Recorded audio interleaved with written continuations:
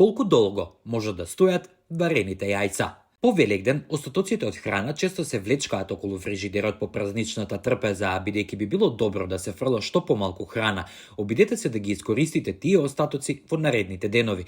Тврдоварените јајца се многу хранливи и одлична опција за здрава ужина или како дел од урамнотежен оброк, а за повеќето луѓе оваа храна останува како вишок по празниците. Сепак, она што изненадува е дека варените јајца имаат пократок рок на траење од свежите.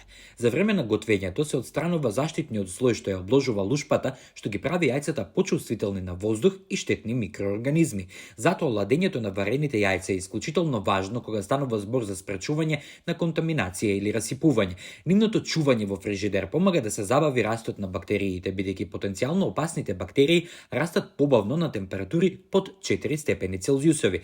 Варените јајца избегнувајте да ги чувате подолго време на собна температура и ставете ги во фрижидер. Исто така, најдобро е да ги чувате во картонска кутија или во херметички сад. Чувајте ги на внатрешна полица, а не на вратата, бидејќи често отворање и затворање на фрижидерот може да предизвика температурни флуктации на тоа место. Најпрво може да забележите необичен мирис во фрижидерот каде што се чуваат тврдоварените јајца. Ова е последица на водород сулфид кој што се формира при готвењето. Сепак, тоа е нормално и безопасно, а мирисот обично испарува од нив во рок од неколку часа.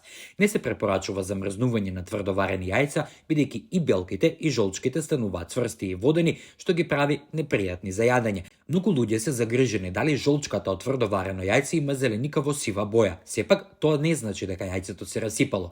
Бојата на жолчката варира во зависност од времето на готвење и температурата. Кога јајцата се варат подолго време, жолчките стануваат побледи и на крај добиваат зеленикаво сива боја. Ова боја се јавува кога ќе преварите јајце, бидејќи предизвикува реакција на железото од жолчката со водород сулфид од белката. Иако може да влијае на текстурата и вкусот во устата, безбедно е да се јаде.